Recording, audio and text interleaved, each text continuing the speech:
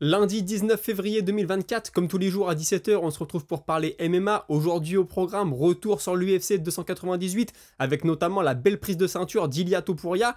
On parlera aussi du main event de l'UFC 300 qui est officiel et bien sûr de toute l'actualité majeure du jour. C'est le moment MMA, soyez tous les bienvenus.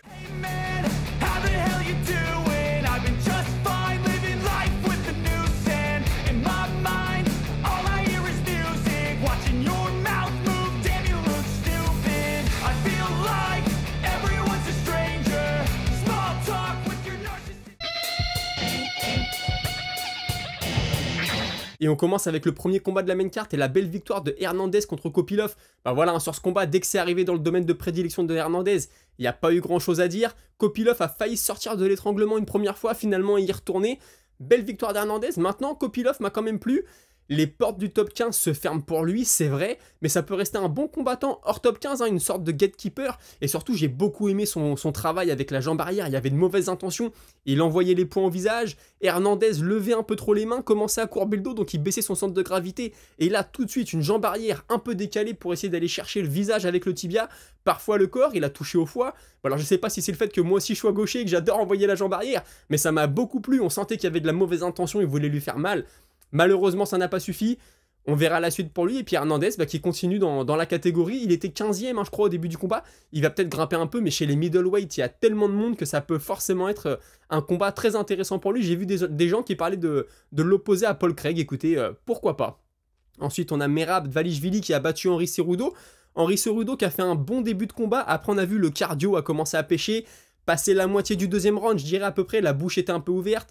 Le langage corporel a changé, et puis quand Merab Dvalishvili a réussi à aller le chercher en lutte, là on s'est dit que ça allait être compliqué, parce que debout, ça se valait plutôt.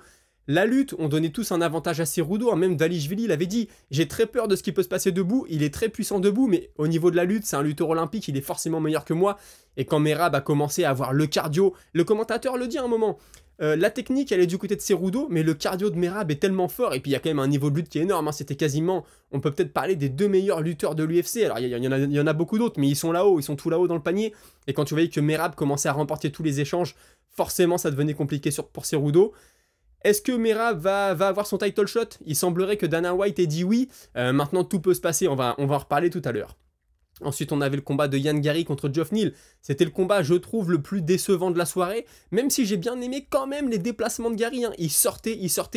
Il n'a pas été à la guerre, parce que Geoff Neal n'attendait que ça, que Garry rentre dans la boîte et là, lui envoyer des coups qui peuvent t'assommer. D'ailleurs, Garry l'a dit, contre Geoff Neal, tu te trompes d'1 centimètre dans ton entrée, dans ta sortie, il te touche, il t'endort.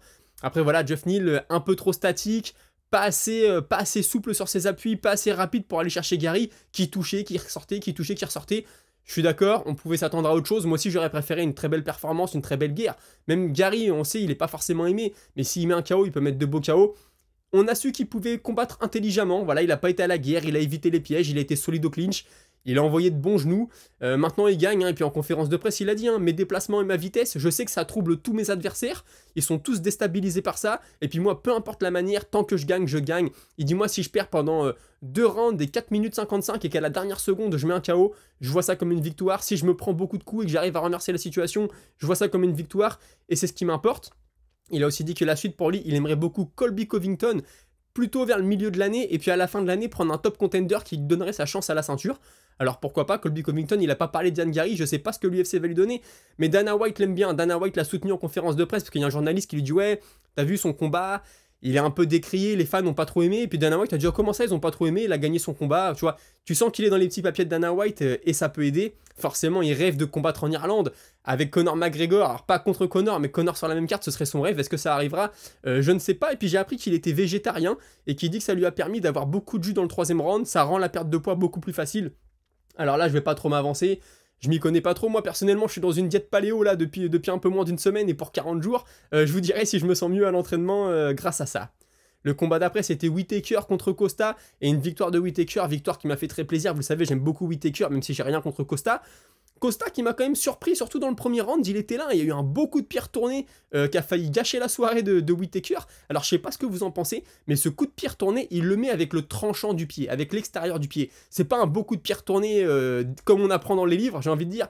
mais je pense que si le coup de pied est retourné, il met un beau coup de pied, c'est-à-dire qu'il baisse un peu plus le genou, il baisse un peu plus le buste, et qu'il envoie le dessous du pied, qui vient frapper avec le dessous du pied ou le talon, je pense que ça peut être différent, il aurait été beaucoup plus puissant.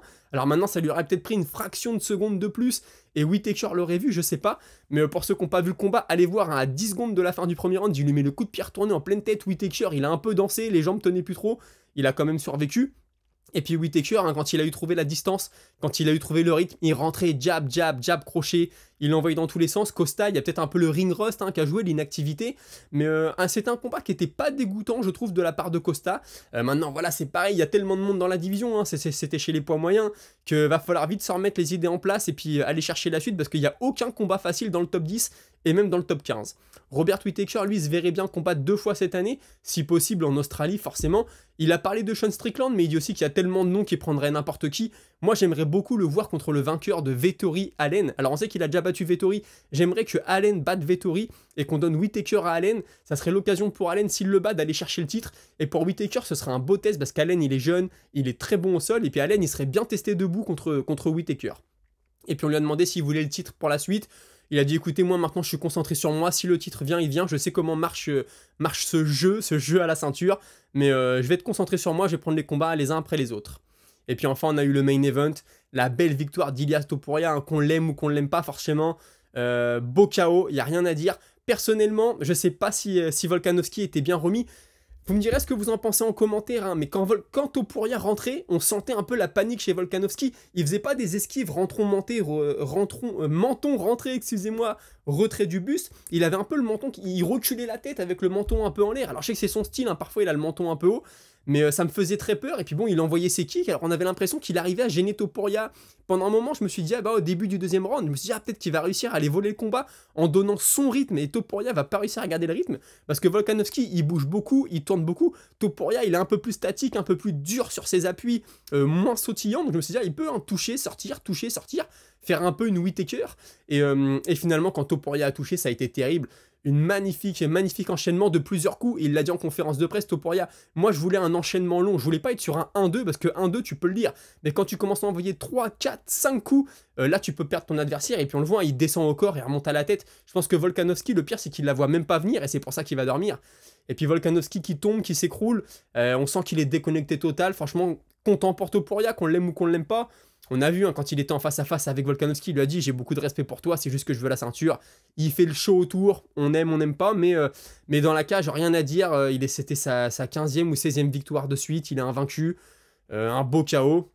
Et puis il l'a dit ensuite, hein, il a eu du mal à trouver son timing, Topuria. Il dit, j'étais un peu gêné par ses kicks, ça m'a un peu surpris, je cherchais la longue combinaison, et puis je pense que c'est plus dur à lire pour lui quand je vais chercher des combinaisons de 3-4 coups, comme je le disais tout à l'heure.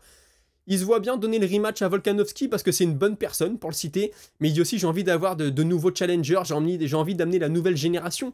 Le problème, c'est que je sais pas ce qu'il appelle la nouvelle génération, mais les Ortega, les Rodriguez, les Holloway, ils ont tous eu leur chance, mais c'est eux qui sont dans le top de la catégorie. Il y a Movsar Evloev qui est là aussi, qui a tweeté forcément, et il a dit, ouais, Movsar, ok, il est invaincu, ceci, cela, mais Movsar, il met KO personne, il a que des décisions, faudrait peut-être qu'il mette un KO, parce que moi je mets tout le monde KO, lui non, est-ce qu'il mérite vraiment sa chance ? Je sais pas ce que va décider l'UFC.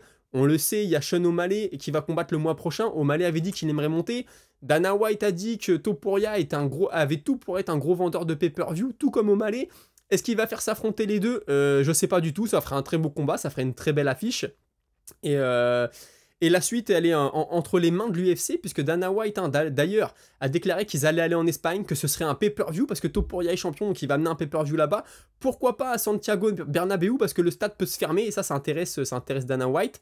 On lui a demandé si le rematch était possible contre Volkanovski. Pour l'instant, Dana White a rien dit. Il a dit, je sais pas, on va en parler.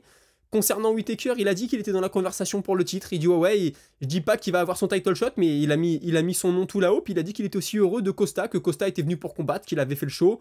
Comme je vous le disais, il a défendu aussi Yann Gary en disant qu'il avait apprécié son combat. Concernant l'UFC 300, on le sait maintenant, le main event, ce sera Pereira contre Hill. Je l'ai pas vu venir.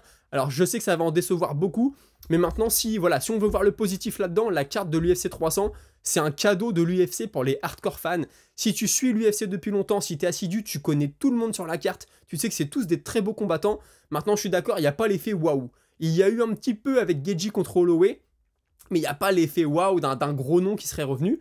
Maintenant, il reste un combat à annoncer. On verra qui ce sera. Peut-être Adesanya, j'en parlerai demain, mais il y a des rumeurs toujours.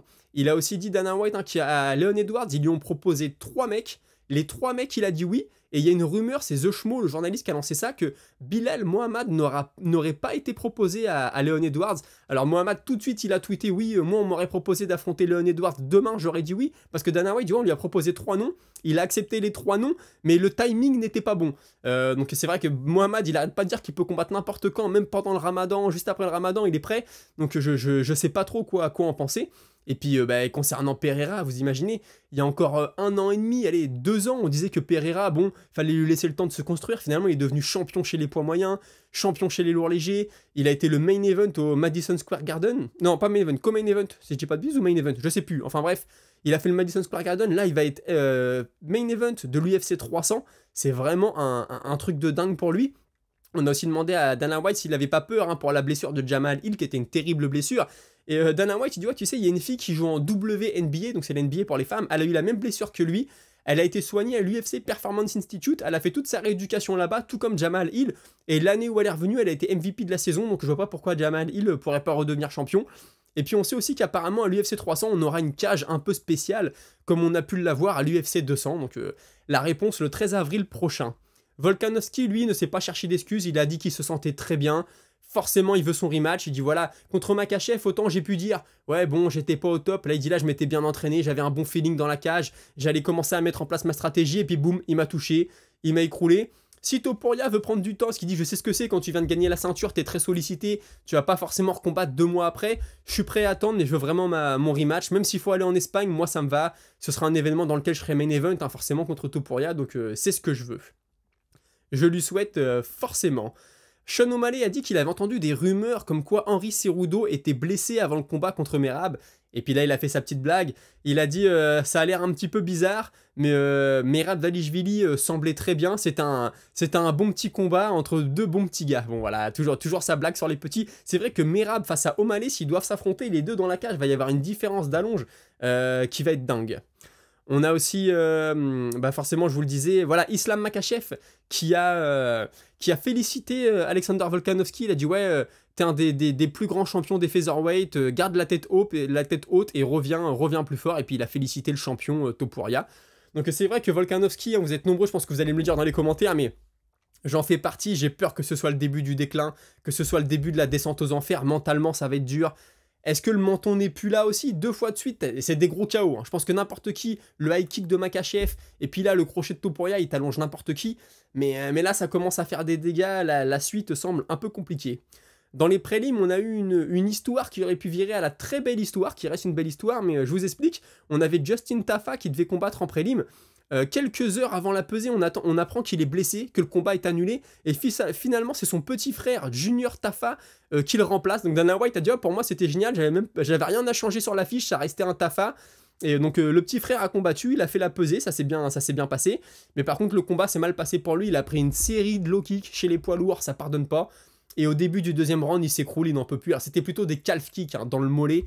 Voilà, chez les poids lourds, t'as des mecs d'entre 115 et 120 kg qui s'envoient des low kicks.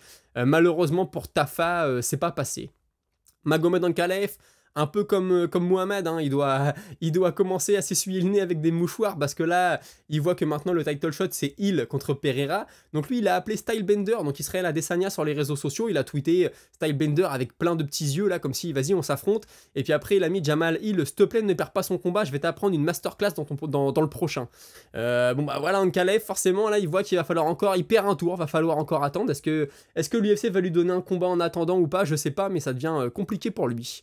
L'UFC a confirmé que le 301 sera bien au Brésil, à Rio de Janeiro, et Pereira, bon c'est du grand Pereira, il a dit si tout se passe bien au 300, si je défends bien ma ceinture, si je suis pas blessé, peut-être que je peux défendre ma ceinture au 301, donc 1 mois après seulement, à Rio de Janeiro. Quand je combattais en kickboxing, je combattais très régulièrement, donc je me sens de le faire. Je le souhaite, pourquoi pas. Thibaut Gouti, notre Français qui combat au Bellator, donc maintenant forcément il est passé au PFL, il a mis un petit mot sur Instagram, ça y est, c'est le moment d'y retourner, vous allez avoir des nouvelles prochainement, donc je sais pas ce que ça va donner, mais il est toujours là, ancien pensionnaire de l'UFC, je le rappelle. Et puis Cédric Doumbé, toujours en France, alors peut-être en Suisse, je crois que Karl Amoussou vit en Suisse maintenant, mais il s'est entraîné avec Karl Amoussou et Amoussou a déclaré « Je suis agréablement surpris, il apprend à une vitesse incroyable. J'aime bien Baki, c'est un jeune humble et bosseur, mais Cédric c'est une autre dimension. Baki n'a pas les mêmes armes. Amoussou c'est quand même quelqu'un qui s'y connaît, donc est-ce qu'on a ici un petit indice ? Écoutez, pensez tous à liker, à vous abonner, ça vous coûte rien. Moi, j'aime pas trop faire les rappels, j'ai l'impression d'être un peu lourd. Mais moi, ça me soutient, vous, ça vous coûte zéro, c'est votre bonne action de la journée. Et puis, on passe tout de suite à la minute auditeur.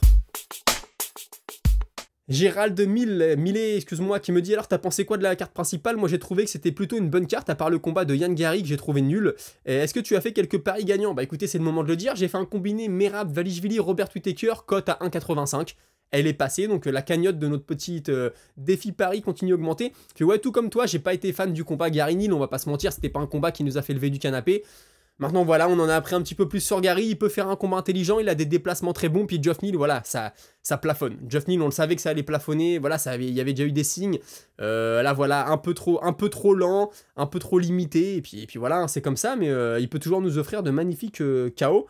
Tu me dis, moi j'ai misé 5 balles sur un combiné de 5 combats de la main card côté 17,73, donc bien joué pour toi. Et tu me dis, c'est triste pour Volk, mais je sentais que toutes les planètes étaient alignées pour Topuria et que c'était son moment. Il transpirait la confiance et comme beaucoup le craignaient, il est revenu trop vite après son KO. Je n'ai pas retrouvé le Volk d'avant son KO contre Makhachev. Il a fait un plutôt bon premier round, mais il lui manquait ce petit quelque chose. Il mérite une revanche, mais perso, je préférerais voir Topuria contre Holloway. Toi, tu le vois comment son avenir à Volk? Bah écoute, j'espère que c'est pas le début de la fin. Honnêtement, Volkanovski là, s'il revient, qu'il fait un combat, qu'il perd, j'aimerais qu'il arrête. Quoi, qu'il dise, voilà, bon bah écoute, j'y suis plus. J'arrête, mais j'ai pas envie de le voir plonger un peu comme un Tony Ferguson, je crois que tu m'en parles un peu plus tard dans le message. Et puis ouais, Holloway, c'est le moment de faire un Holloway Topuria, honnêtement, là, c'est voilà, Holloway, il a perdu que contre Volkanovski, c'est le moment. Et ensuite, tu me dis, en tout cas pour la catégorie, c'est une bonne chose, je trouve, ça me ferait vraiment de la peine de le voir chuter façon Ferguson, moi, c'est ce que je disais, je suis d'accord avec toi. Ensuite, on a Jinkoa d'Autriche qui me dit « Selon Evloev, Topuria et le McGregor de Wish, on en a parlé, méfiance que le russe ne devienne pas le Nurmagomedov d'AliExpress. » Je la partage parce qu'elle m'a fait rigoler. Ensuite, il y a Le Braque qui me dit « Je me suis toujours dit que les Brésiliens avaient une génétique particulière, c'est parce qu'on parlait de Paulo Costa vendredi. Les Brésiliens comme les Brésiliennes sont tankés, j'ai découvert que là-bas, les hormones sont en vente en pharmacie et souvent sans besoin de présenter une ordonnance. Ça sert aussi pour les transitions, pour les personnes souffrant qui veulent changer de dysphorie de genre, machin. » D'où les blagues récurrentes à une autre époque sur les transsexuels brésiliens, mais c'est un autre sujet, bah oui, je comprends très bien où tu veux en venir.